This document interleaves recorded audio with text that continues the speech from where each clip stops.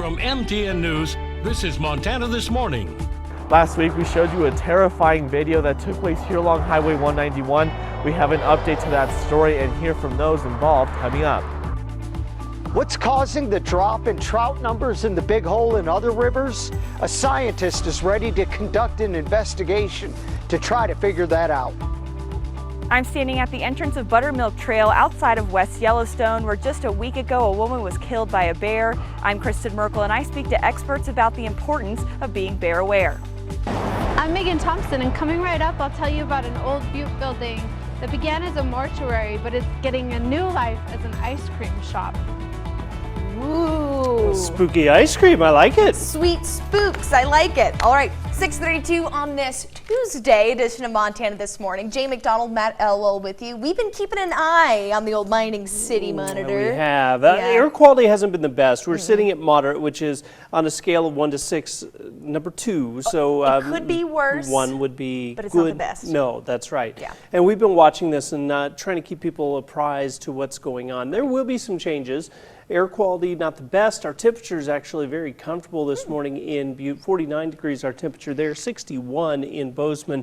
Today remains pretty dry. In fact, we see sun for the vast majority of the day. We'll get some clouds trying to kick in late in the afternoon. A couple of showers in extreme southern parts of the viewing area out toward Big Sky, West Yellowstone, the best potential. You can see the haze on our Bozeman ICAM on the MSU campus. Temperatures expected to be into the upper 80s to low 90s in the Bozeman area today. Air quality is an issue. We're going to break it all down for you coming up in just a few minutes. All right, thank you very much, Matt. Now, you might remember last week when we showed you a video of a near head-on crash along Highway 191. Well, our Edgar Cedillo found out that Montana Highway Patrol was able to cite the driver who nearly caused the wreck. And yesterday, Edgar spoke to the driver whose truck was sideswiped. Thousands of cars pass each other every day along Highway 191 at the mouth of the Gallatin Canyon, but last week, as we saw in a viral video, sometimes those cars can pass a little too close for comfort. Trevor! Like, we could have just died. I sat down for a second and kind of reflected. Trevor was driving along Highway 191 with his dad when a Ford truck came barreling down towards them. This is only my second time I've ever been up in this area. Trevor, who wanted to remain off camera, says he heard the dangers of driving along 191, especially near the Gallatin Canyon. I'm not very familiar with that drive, but I have heard from everyone of how dangerous that stretch of road is. So. Even for us, as we were out filming for this story, we watched as a driver made an unsafe pass. I didn't realize that the truck that hit me left for about 45 minutes. Trevor says while it took him a while to process what happened, once the dust settled, he's thankful for his dash cam that he had just installed, which helped Montana Highway Patrol with the investigation. My investigation, I was able to contact, determine the driver of the vehicle. You saved it. I mean, we got some damage, but we're okay. Sergeant Daniel Amundsen says a 50-year-old man from Texas is now facing numerous charges after Wednesday's near miss. Cited with a number of charges to include reckless driving, failed to report a crash, failed to remain at a crash scene, and registration violation. Amundsen wants to remind drivers to keep a safe distance between you and other cars to avoid hazards like debris, wildlife, or even accidents. And the appropriate following distance, you should have plenty of reaction time to slow or stop. MHP deputies say to always be careful and pay attention on the road, especially here along 191 and other highways across southwest Montana. In Gallatin County, Edgar Cedillo, MTN News. Just absolutely terrifying. Thank you very much for bringing that story to us, Edgar.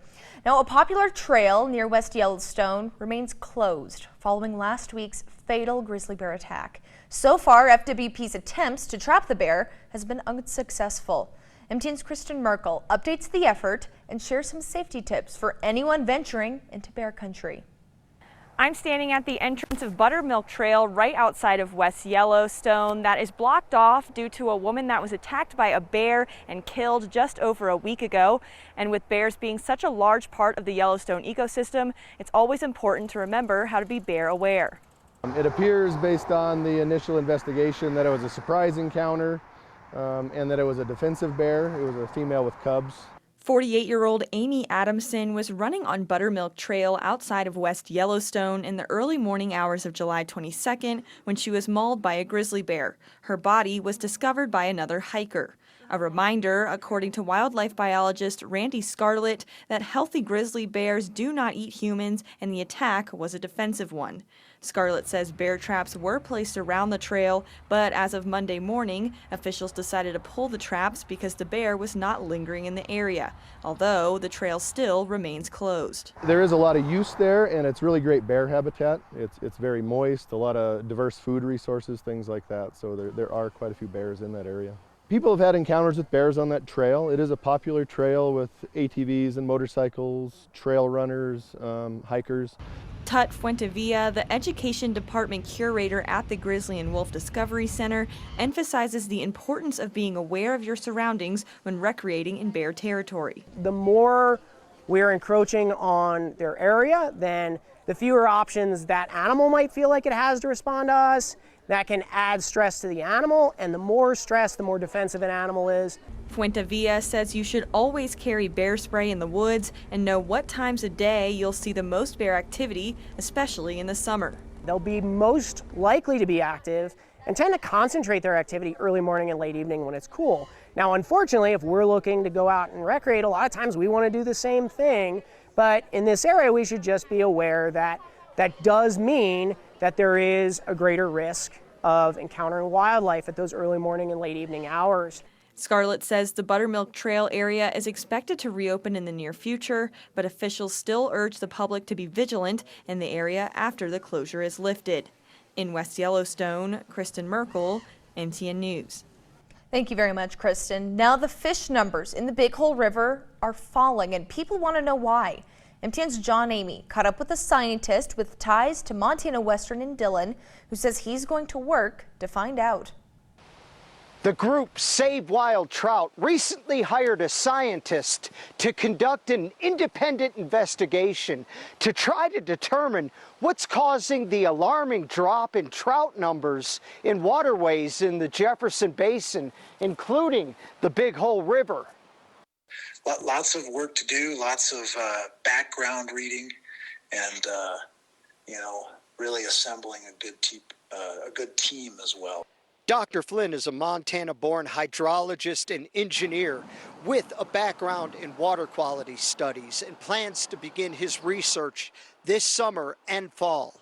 Save Wild Trout was formed by a coalition of outfitters, businesses, and citizens who are concerned about the FWP's reports of dropping trout numbers in recent years. The purpose of this is to develop common sense solutions that are beneficial to everybody. So the intent is to provide a non-adversarial and apolitical investigation. Save Wild Trout plans on installing several water monitor sensors to get real-time data on water temperatures, oxygen levels, and other environmental and ecological indicators. Flynn says he will work with local partners, state and federal agencies in trying to determine the large-scale wild trout declines across the basin. 2023 is really just a start. We're looking to kind of fill in some gaps with the agency's studies, so they're going to be assessing fish health. In Divide, John Amy, MTN News. Now, from a mortuary at the turn of the 19th century to an ice cream shop in 2023, as our Megan Thompson shows us, a historic building in Uptown Butte is getting a new lease on life. Well, this old Butte building has had many owners over the last century, beginning in 1907 with a mortuary. And the new owners of this space are breathing life into the building with a boutique and ice cream shop. I would like Oreo. We have such a beautiful city, and we have all these beautiful buildings uptown. And for us, it's just our passion is to make Butte beautiful and have small businesses everywhere and support small businesses. So Missy joined up with her brother Josh Stearns to bring an old building back to life again.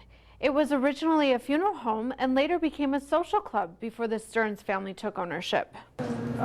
He was the oldest undertaker. We saw some pictures of how it originally looked and we wanted to bring it back to that just because it's a beautiful building, and that's what was our goal.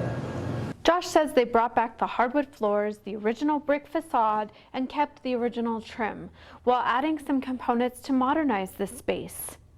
But restoring an old building was not the only reason to open the family business. We have this beautiful building that we renovated, and for us, we want to see places that we want to go in Butte, and ice cream makes people happy, so I think it's a perfect business. The new small business also brings Uptown Butte customers locally sourced products like coffee roasted in Montana and Montana-made ice cream, as well as local teas and fresh bakery items. So that's one of our main missions, is to support local. Local supporting local, small supporting small. In Butte, Megan Thompson, NTN News. I just love that. Thank you for sharing that with us, Megan. Now we're going to take a short break, but